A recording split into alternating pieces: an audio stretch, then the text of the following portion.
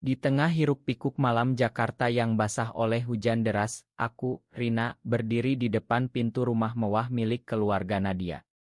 Pintu terbuka dengan kasar, dan Nadia, wanita yang selalu kujauhi di kantor karena sikapnya yang angkuh dan dingin, menarikku masuk sambil berbisik marah. Kau harus berpura-pura jadi pacarku malam ini, atau semuanya hancur. Aku terkejut, tapi sebelum bisa menolak, ibunya muncul dengan senyum palsu, mengira aku adalah teman spesial yang selama ini Nadia ceritakan untuk menghindari perjodohan paksa. Aku ingat betul bagaimana semuanya dimulai. Beberapa minggu lalu, di kantor konsultan hukum di kawasan Sudirman, Nadia adalah bos yang ditakuti. Dia selalu berpakaian rapi, rambut hitam panjangnya terikat ketat, dan matanya seperti pisau yang memotong setiap kesalahan. Aku hanyalah staf biasa, berusia 28 tahun, yang lebih suka menyendiri setelah putus dari pacar lama karena tekanan keluarga yang ingin aku menikah dengan pria delayak. Nadia, 30 tahun, adalah putri tunggal dari keluarga konglomerat yang konservatif. Ayahnya, seorang pengusaha properti besar, selalu mendesaknya untuk menikah dengan anak mitra bisnisnya, seorang pria bernama Andi yang kaya tapi sombong. Malam itu, pesta ulang tahun ayah Nadia menjadi medan perang. Aku dipaksa mengenakan gaun yang dipinjamkan Nadia, dan kami berdiri berdampingan di depan tamu-tamu elite. Pegang tanganku, bisik Nadia, suaranya dingin tapi ada getar ketakutan di dalamnya. Aku patuh, meski hati berdegup kencang. Ibunya, Bu Siti, memuji kami, akhirnya Nadia punya pasangan yang cantik dan pintar seperti kamu, Rina. Kami khawatir dia selamanya sendiri. Nadia tersenyum palsu, tapi matanya menatapku seperti memohon. Aku tahu ini pura-pura, tapi kenapa hatiku merasa aneh? Seolah ada sesuatu yang selama ini kukubur dalam-dalam mulai bangun. Seiring malam berlalu, aku mulai memahami alasan Nadia. Saat kami menyendiri di balkon, dia menceritakan dengan suara pelan, ayahku sakit parah. Dia ingin melihat aku bahagia sebelum pergi. Tapi Andi, dia bukan untukku. Aku tak bisa bilang yang sebenarnya. Yang sebenarnya, aku bertanya dalam hati. Nadia adalah wanita yang percaya pada logika bisnis, bukan cinta. Dia tak pernah dekat dengan siapapun termasuk aku. Tapi malam itu, saat tangan kami bersentuhan lebih lama dari yang diperlukan, aku merasakan getar aneh. Apakah ini hanya akting atau ada yang lebih? Keesokan harinya, di kantor, Nadia bertingkah seperti biasa, dingin dan menuntut. Laporan kemarin salah, perbaiki, bentaknya di ruang rapat. Aku mengangguk, tapi dalam hati aku marah. Kenapa dia memilihku untuk sandiwara ini? Aku punya masalah sendiri, keluargaku di Bandung mendesakku pulang untuk dijodohkan dengan sepupu jauh. Kau sudah tua, Rina. Jangan seperti Nadia yang mandiri tapi kesepian, kata ibuku lewat telepon. Aku tak pernah bilang pada siapapun bahwa aku lebih tertarik pada wanita, tapi itu rahasia yang kubawa sejak kuliah. Malam berikutnya, Nadia meneleponku larut malam. Ayahku ingin bertemu lagi. Tolong, Rina. Hanya sekali ini. Aku ragu, tapi ada nada putus asa di suaranya yang membuatku setuju. Kami bertemu di rumah sakit swasta di Kemang. Ayah Nadia, Pak Budi, terbaring lemah, tapi matanya berbinar saat melihat kami. Nadia bilang kalian sudah bersama 6 bulan. Bagus, anakku akhirnya punya pendamping. Nadia memegang tanganku erat, dan untuk pertama kalinya, aku melihat kerapuhan di balik topeng angkuhnya. Saat kami keluar, dia berterima kasih, tapi ada air mata di matanya. Aku benci ini, Rina. Aku benci berpura-pura. Aku mulai terlibat lebih dalam. Kami mulai berpacaran palsu, makan malam bersama, oto-oto di Instagram untuk menunjukkan pada keluarga. Tapi semakin sering, batas antara pura-pura dan nyata mulai kabur. Suatu hari, di Kai di Tamrin, Nadia bercerita tentang masa kecilnya. Ayah selalu bilang perempuan harus kuat, tapi tak boleh berbeda. Aku tak pernah punya teman dekat karena takut mereka tahu. Tahu apa? Aku tak bertanya, tapi hatiku bergetar. Aku ingat saat kuliah di Yogyakarta, aku pernah jatuh cinta pada sahabatku, tapi aku mundur karena takut dicap aneh oleh masyarakat. Konflik mulai muncul saat Andi, calon suami Nadia, curiga.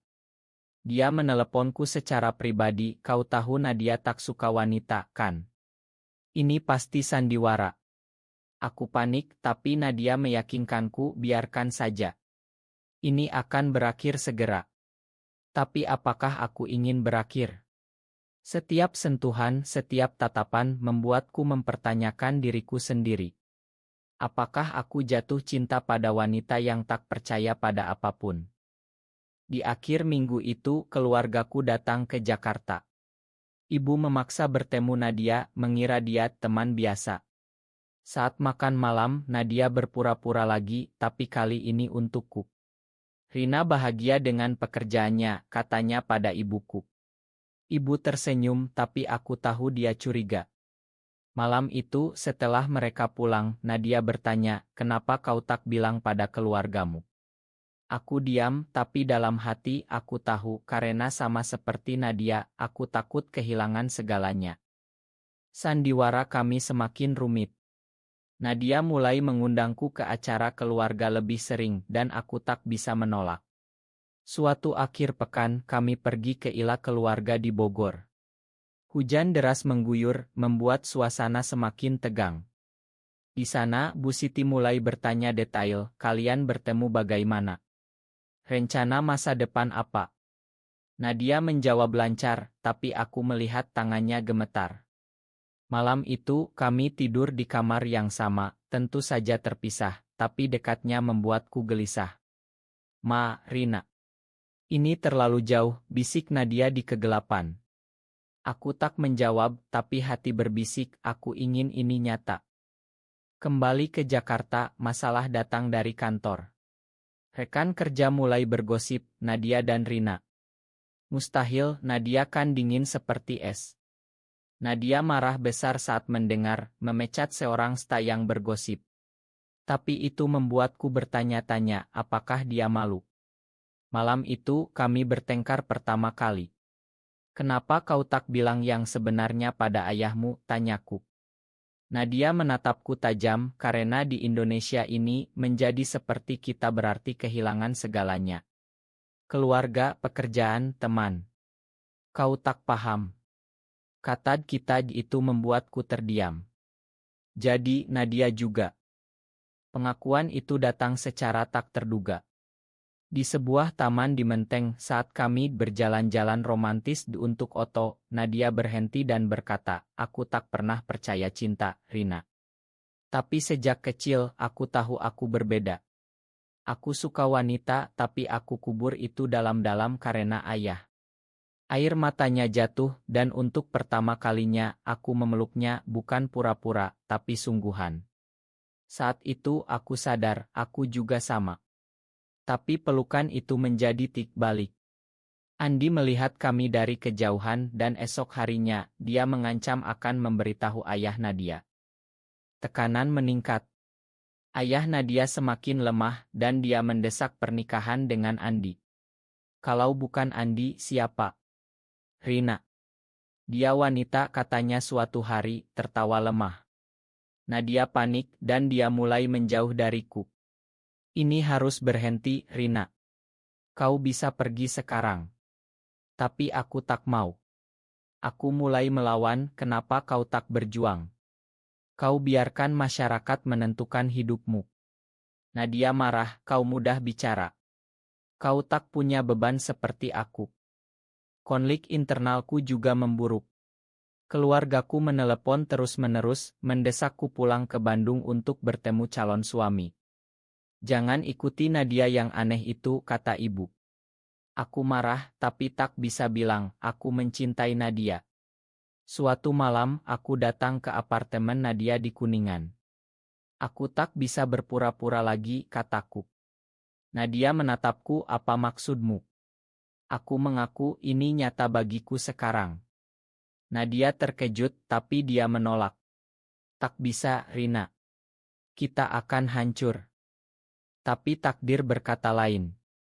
Andi datang ke rumah Nadia membawa bukti foto kami berpelukan. Ini bukti Nadia bohong, katanya pada Bu Siti. Nadia panik dan dalam keputusasaan dia bilang itu benar. Aku dan Rina bersama. Ruangan hening. Bu Siti syok, ayah Nadia mendengar dari kamar, dan Andi pergi dengan marah. Malam itu, Nadia diusir dari rumah. Kau bawa malu keluarga, kata Bu Siti. Nadia datang ke apartemenku menangis. Semuanya hancur karena aku. Aku memeluknya, tapi dalam hati aku takut. Apa yang akan terjadi selanjutnya? Masyarakat Indonesia yang konservatif tak akan menerima kami. Teman-teman mulai menjauh, gosip di kantor semakin parah. Nadia kehilangan posisinya sebagai bos, dipindah ke divisi lain. Aku juga ditekan, pilih Rina. Kerja atau hubungan aneh itu, kata atasan. Tapi aku memilih Nadia. Kami mulai hidup bersama, tapi tekanan itu seperti bom waktu. Hidup bersama Nadia tak seperti mimpi. Di apartemen kecilku di Tebet, kami belajar saling mengenal di tengah badai. Nadia yang dulu angkuh, sekarang rapuh. Aku tak percaya ini terjadi, katanya setiap malam. Aku mencoba kuat, tapi keluargaku memutus hubungan. Kau bukan anakku lagi, kata ibu lewat pesan. Itu menyakitkan, tapi Nadia menjadi penopangku. Namun, mautun muncul, Nadia ingin kembali ke keluarga, mungkin aku bisa bohong lagi. Aku marah, kau mau hidup bohong selamanya. Suatu hari, ayah Nadia meninggal. Pemakaman di Bogor menjadi arena konfrontasi. Bu Siti menatap kami dingin, kalian penyebabnya. Nadia hancur, menyalahkan dirinya sendiri. Kalau aku menikah dengan Andi, ayah tak akan syok. Aku mencoba menghibur, tapi dalam hati aku ragu apakah pilihan kami benar. Setelah itu, Nadia mulai menarik diri. Dia bekerja lembur, menghindari pembicaraan. Aku tak yakin, Rina. Mungkin kita salah. Pengkhianatan datang dari Andi. Dia menyebarkan rumor di media sosial, Nadia, putri konglomerat, ternyata lesbian. Postingan itu viral di Twitter Indonesia. Kami dibully online, telepon ancaman datang. Nadia panik, kita harus pisah sementara. Aku terluka, kau mau lari lagi. Tapi dia pergi ke hotel, meninggalkanku sendirian. Saat itu aku merasakan pengkhianatan terdalam. Aku yang kehilangan segalanya untuknya, sekarang ditinggal. Di tengah kesepian, aku bertemu teman lama dari kuliah, Lila.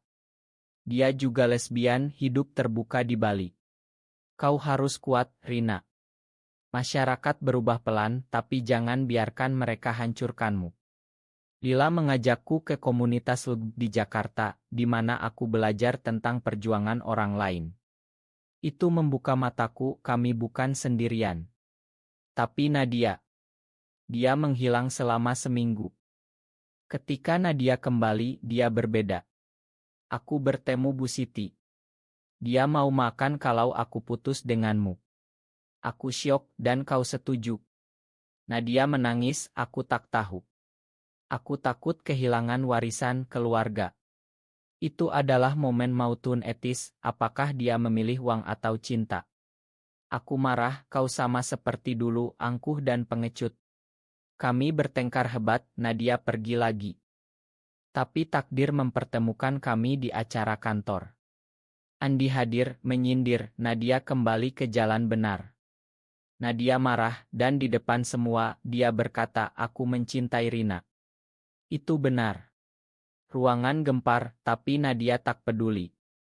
Dia datang ke apartemenku malam itu, Rina. Aku salah. Aku mau berjuang. Kami berbaikan, tapi harga yang dibayar mahal. Nadia kehilangan warisan, aku dipecat dari kantor. Kami pindah ke Surabaya, mencoba mulai baru. Tapi masyarakat di sana tak berbeda, tetangga bergosip, pekerjaan sulit didapat. Nadia mulai depresi, apakah ini layak?